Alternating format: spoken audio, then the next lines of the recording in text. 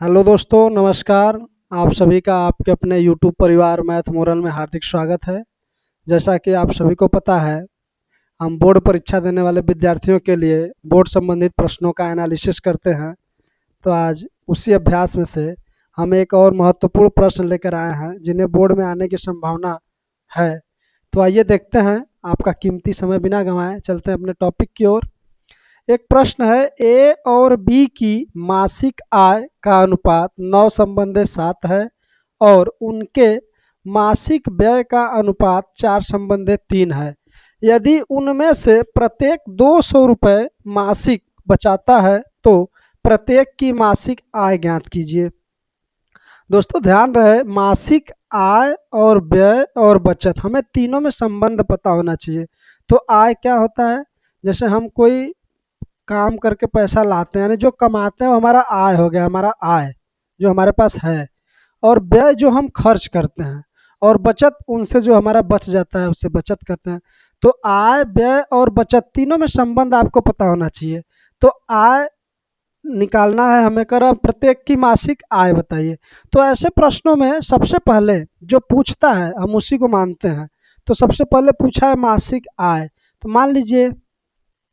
अच्छा, ए की अलग अलग दिया है, ए और बी दोनों के आय का अनुपात दिया है 9:7 और उनके मासिक व्यय का अनुपात दिया है 4:3। तो हम आय और व्यय मानेंगे। माना ए की मासिक आय, माना केवल आय मान लीजिए, माना ए की आय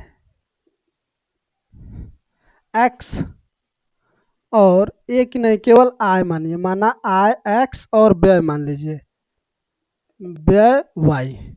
ठीक है, अब आय एक्स हो गया और व्यय वाई हो गया। लेकिन दिया ए और बी की मासिक आय, तो ए की आय 9:7 दिया है, ए और बी दोनों की। तो ए संबंधे बी दिया है, तो यहाँ ए की हो जाएगा 9 और बी का हो जाएगा 7। तो यहाँ हो जाएगा 9x संबंधे 7x, यानी कि ए की मासिक आय 9x और बी की मासिक आय 7x। लिख लीजिए, ए की मासिक आय, मासिक आय हो जाएगा 9x और बी की मासिक आय हो जाएगा 7x। इसी प्रकार से दोस्तों व्यय को हम लोग माने हैं y, दिया है उनके मासिक व्यय का अनुपात। तो अब व्यय दिया है, तो a और b का जो व्यय है हमारा दिया है 4:3 और यहाँ y है, तो 4y संबंधे 3y हो जाएगा। मतलब a की मासिक व्यय, ए की मासिक व्यय हो जाएगा 4y और बी की मासिक व्यय, बी की मासिक व्यय हो जाएगा 3y। दोस्तों हम अभी आप लोग को बताए हैं कि आय में से व्यय को घटाते हैं तो बचत प्राप्त होता है। आय माइनस व्यय बराबर बचत। तो लिखेंगे ए की आय माइनस व्यय बराबर होता है बचत।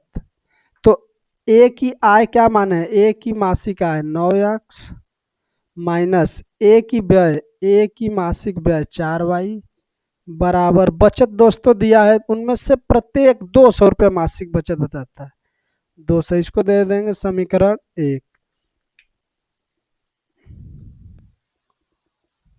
हमारे पास समीकरण 1 प्राप्त हो गया। इसी प्रकार से हम दूसरी तरफ देखेंगे। कह रहा है ए की आय व्यय निकल गया, उसी प्रकार से बी का भी निकालिए। बी की, तो इसका भी आय माइनस व्यय, तो बी की आय कितना है? यहाँ दिया हुआ बी की मासिक आय 7x माइनस बी की मासिक व्यय 3y बराबर ये भी है 200 रुपये। इसको दे देंगे समीकरण 2।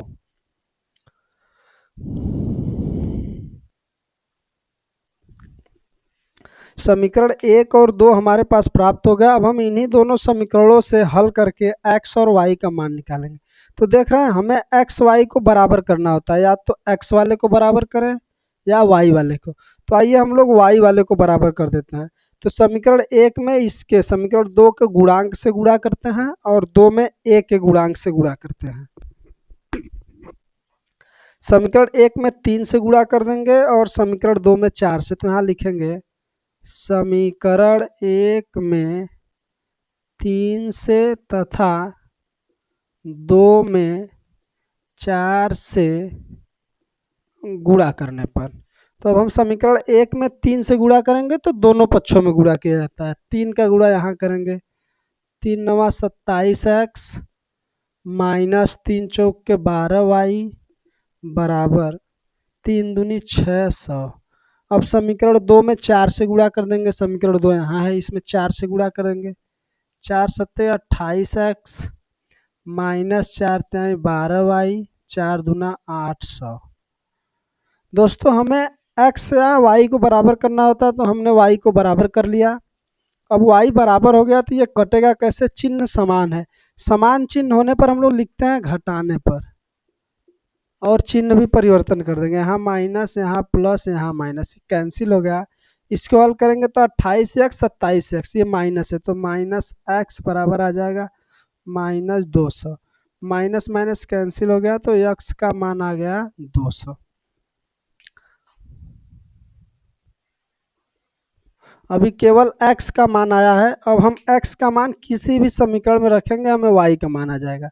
तो रख दीजिए समीकरण 2 में x का मान, या 1 में रख दीजिए x का मान समीकरण 1 में रखने पर। तो समीकरण 1 में 9 गुणे x की जगह हम रख देंगे 200 माइनस 4y बराबर 200 दिया हुआ है।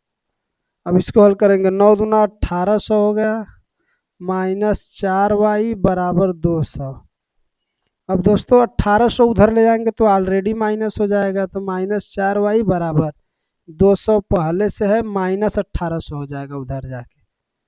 तो माइनस 4y बराबर हल करेंगे माइनस 1600। अभी माइनस माइनस भी कैंसिल हो जाएगा दोनों तरफ है, तो फिर y बराबर हो जाएगा 1600 बटा के 4, इसको काट दीजिए 4 से, ये 4, y बराबर हमें प्राप्त हो गया 400।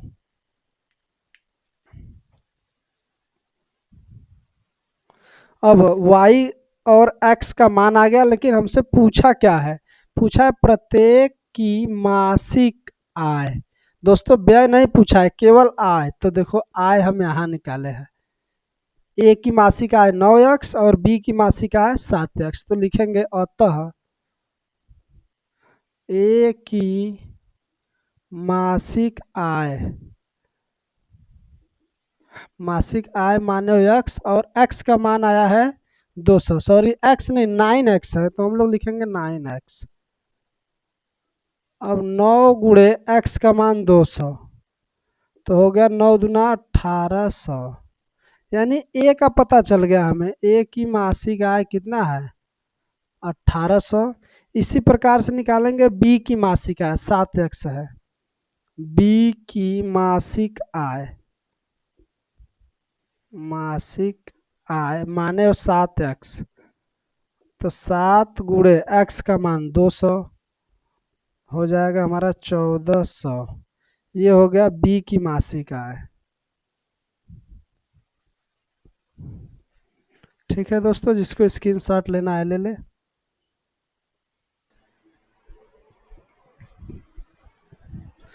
देखिए दोस्तों उसी अभ्यास से एक और प्रश्न हम लेकर आए महत्वपूर्ण।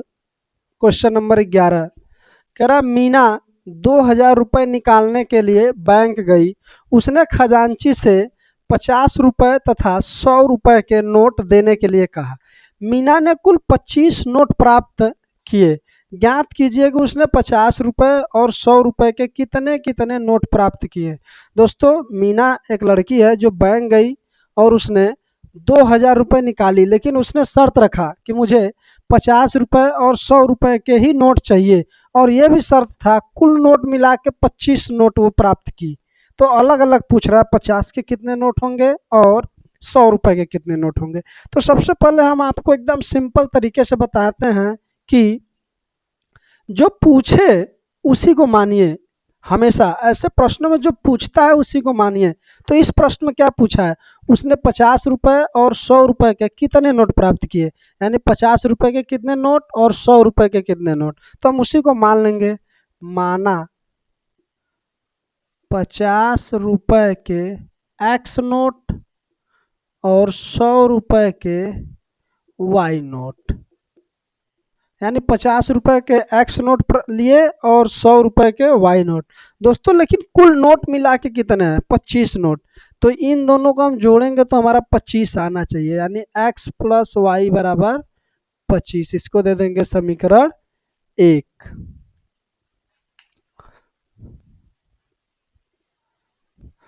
फिर आगे कहा है कि कुल 2000 रुपये था। अच्छा दोस्तों ये बताओ कि 50 रुपए के एक्स नोट हैं तो क रुपए होगा, यानी 50x, और 100 रुपए का वाई नोट है तो 100y। तो दूसरे शर्त के अनुसार हम देखेंगे, ये हमारा पहला शर्त था और दूसरा शर्त कह रहा है कुल 2000 रुपये है। तो 50 रुपए का एक्स नोट है यानी 50 गुणे एक्स, प्लस 100 रुपए के वाई नोट है यानी 100 गुणे वाई। लेकिन कुल पैसा है कितना, 2000। और इनको हल करेंगे तो 50x प्लस 100y बराबर का 2000। इसमें से कॉमन ले लीजिए 50, तो मिल जाएगा x प्लस 50 दूना 100, 2y बराबर का 2000। 50 उधर चला जाएगा तो हो जाएगा x प्लस 2y बराबर 2000 बटे नीचे आ जाएगा। दोस्तों जो गुणा में होता है वो भाग में चला जाता है। 0 से 0 काट दीजिए, 5 से इसको काट दीजिए 4 बार में। x प्लस 2y बराबर हो गया 40। इसको दे देंगे समीकरण नंबर 2।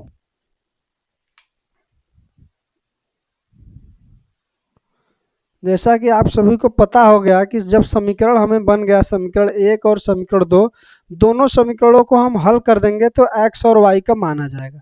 तो लिखेंगे समीकरण 1 व 2 से, समीकरण 1 व 2 से हल करने पर 1 और 2 दोनों को इधर लिख देते हैं हम।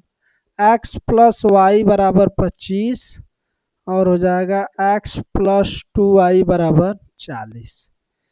अब इनमें से हमें काटना है, चाहे x वाले को चाहे y वाले को। तो x वाला अंक बराबर है, यानी इनके गुणांक आपस में बराबर है, चिन्ह समान है। समान चिन्ह होने पर हम लिखते हैं घटाने पर। जब घटाने पर लिखेंगे तो चिन्ह बदलते हैं, यहाँ प्लस है तो माइनस, प्लस है तो माइनस, अभी प्लस है तो माइनस। अब देखिए यहाँ से एक्स एक्स कट गया, y और यहाँ -2y हल करेंगे तो -y, यहाँ -40, इधर +25 हल करेंगे -15, माइनस माइनस कैंसिल हो गया, y बराबर आ गया दोस्तों हमारा 15। अभी ये केवल y का मान आया है, अभी हमें x का भी मान चाहिए, क्योंकि जिसको हम माने हैं उन्हीं का तो मान निकालना है। अब y का मान समीकरण 1 में रख दीजिए।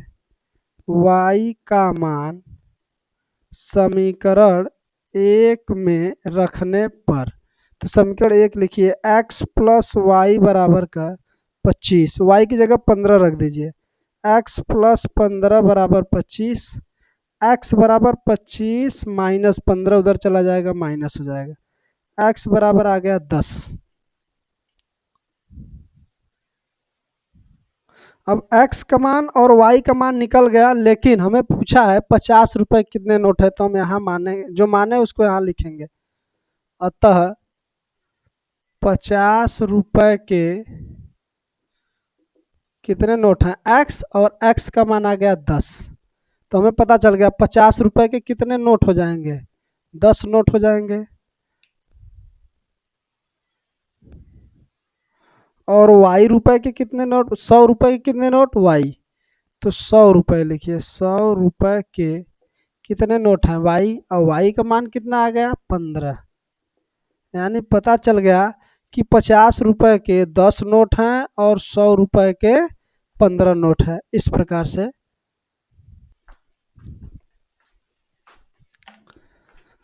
देखिए दोस्तों, उसी प्रश्नावली से एक और महत्वपूर्ण क्वेश्चन जिनकी बोर्ड में आने की संभावना है, फिर हम एनालिसिस करेंगे। क्वेश्चन नंबर 5 है, एक व्यक्ति कुछ मासिक वेतन पर नौकरी शुरू करता है और प्रत्येक वर्ष उसके वेतन में एक नियत वृद्धि होती है।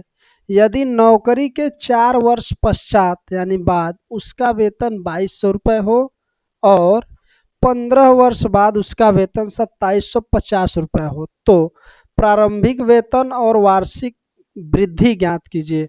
दोस्तों इसमें दो चीज पूछा है, एक तो प्रारंभिक वेतन कितना था और दूसरा करा वार्षिक वृद्धि कितना हो रही है।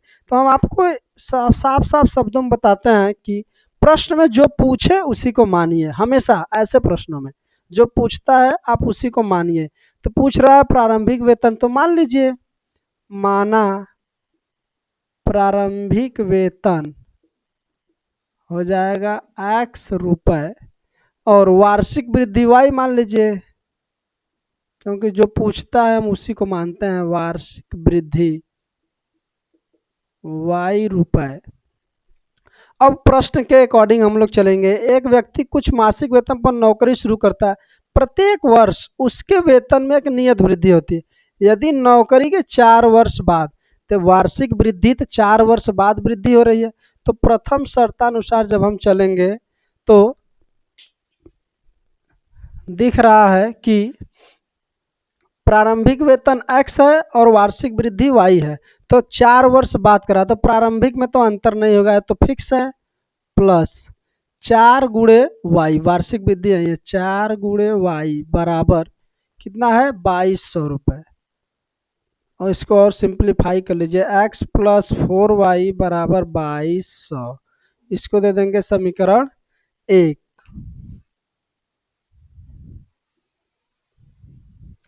इसी प्रकार से हम दूसरे शर्त के अनुसार चलेंगे तो कहा है और 15 वर्ष बाद उसका वेतन 2750 रुपये हो जाएगा। तो 15 वर्ष बाद तो जो नियत है वो नियत रहेगा। 15 वर्ष बाद यानी 15 × वार्षिक वृद्धि में 15 से गुणा हो जाएगा, y बराबर 2750। इसको और छोटा कर लीजिए, x + 15y बराबर 2750। इसको दे देंगे समीकरण 2।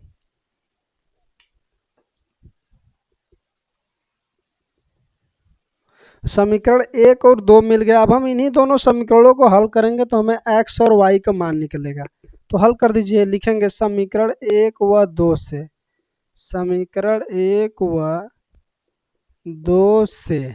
तो एक लिखिए x + 4y बराबर 2200, नीचे x + 15y बराबर 2750।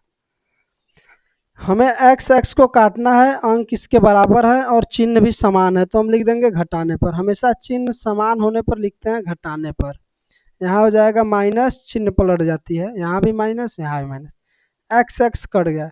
इसको हल करेंगे तो -15 में से 4 घटेगा तो कितना आएगा 11y, और इधर 2750 में से 2200 घटाइए तो हमारा आ जाएगा 0 में से 0 गया 0, 5 में से 0 गया 5, 7 में से 2 गया 5, 2 में से 2 गया कैंसिल, और माइनस का सिंबल लगेगा। अब माइनस माइनस कट जाएगा तो हमारा हो जाएगा y बराबर 11 नीचे चला जाएगा 550/11। 11 से इसको काट दीजिए 5 बार में, y का मान आ गया दोस्तों 50। अब y का मान हम किसी भी समीकरण में रखेंगे तो हमें x का मान प्राप्त होगा। चलिए रखते हैं, y का मान समीकरण 1 में रख दीजिए। y का मान समीकरण 1 में रखने पर, समीकरण 1 है x + 4y यानी 4 × y की जगह रख देंगे हम लोग 50 बराबर 2200। अब x + 5 के 50 के गुणा 4 में 200 बराबर इधर हो जाएगा 2200। तो x बराबर 2200 माइनस 200, तो x बराबर आ गया हमारा 2000। हमारे पास x और y का मान प्राप्त हो गया, लेकिन हम जो माने हैं वही तो निकालना है। माना प्रारंभिक वेतन x, तो हम इधर लिखेंगे अतः प्रारंभिक वेतन, दोस्तों माने हो x और x का मान आ गया 2000। इस तरह से हमें पता चल गया 2000 रुपये कि प्रारंभिक वेतन है 2000 और मासिक वार्षिक वृद्धि, वार्षिक वृद्धि को माने हो वाई, और वाई का मान आ गया 50 रुपये, यानी हर साल 50 रुपये की वृद्धि होती है। देखिए और स्क्रीनशॉट मार लीजिए जिसको लेना है। ठीक है, अब मिलते हैं अगले क्लास में।